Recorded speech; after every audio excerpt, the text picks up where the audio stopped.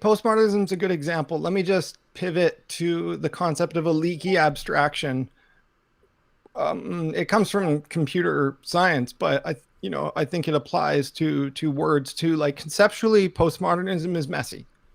I'm not like don't identify as a postmodernist or anything. That's why I write about metamodernism as a different thing, and that is a complex topic too, right? It's still evolving, it's still disputed, and my article was largely about that, the kind of historiography of that. So it's a complex overview of that, and I have a whole section on postmodernism. And the point is, it's very difficult to reduce postmodernism to a single universal definition. That doesn't mean it's wrong. It means the term itself is a kind of slippery or diaphanous container for a bunch of ideas. But one of my key points is that it's irreducible. And if people reduce it to say, hey, postmodernism is this, postmodernism is relativism, that's a vicious abstraction. That does a disservice to ourselves as thinkers, because these things are more complex. No, I'm going the opposite way. You're saying there's an essence to all these words. You're kind of realist about there words. Needs to be.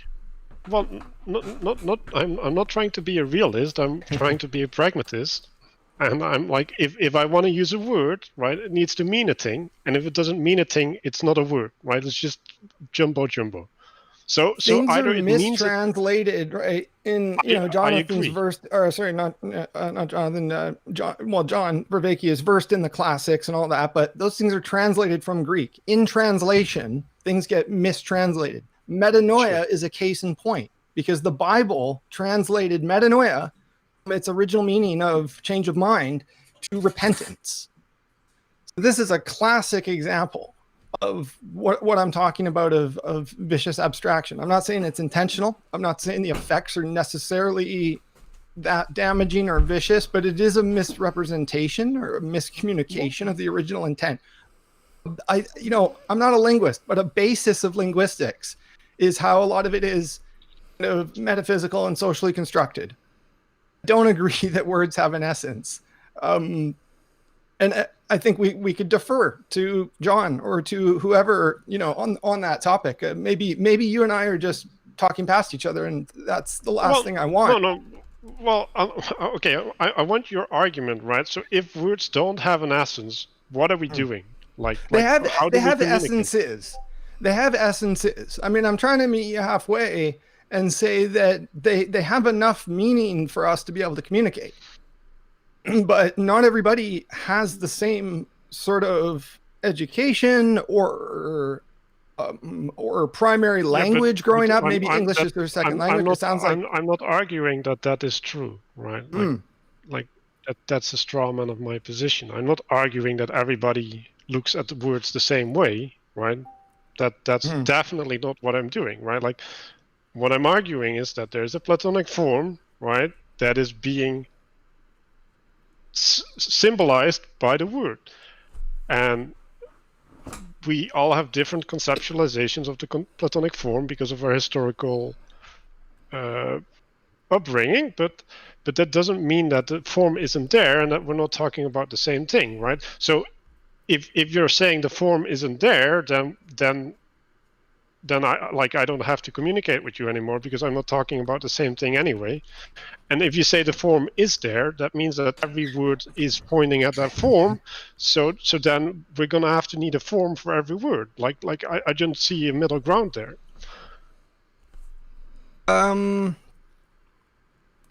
Yeah, I mean, this is a very philosophical kind of point and debate. Are the forms there? Are the forms not there? Part of my approach would be to say, it's important to learn that stuff, but that it's very speculative. It's neither here nor there. The forms are here, the forms are there, wherever. I'm definitely getting lost on one end of this conversation about forms, but I like the idea of forms.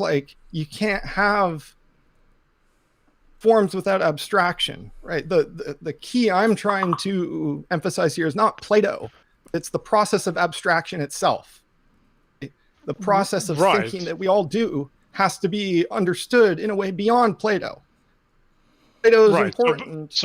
So I think, right, like, okay, so I'm gonna invert it, right? So I think if you take the form as primary, right, then we necessarily, when we have a word, we have an abstraction of the form, right? We cannot hold the whole concept in our minds because that's too big and we have limited life experience, right? So we always gain an abstraction, right? But as long as we hold in our minds that what we're relating to is an abstraction of something that's beyond the word, then we're good, right? But that needs a sense of humility, right? So for example, right, like when you went to your translation of the metanoia into what was it? Repentance. Repentance. Like I was okay with that. I didn't think that was a mistranslation at all.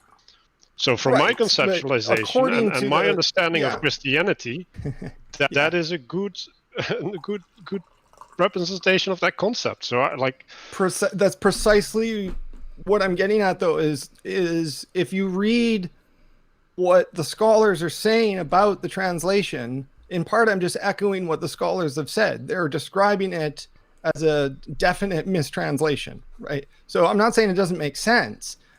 Repentance does make sense in the context, but it's not the complete translation according to these scholars, right? These are biblical scholars and historians and philosophers who are saying that it's mistranslated.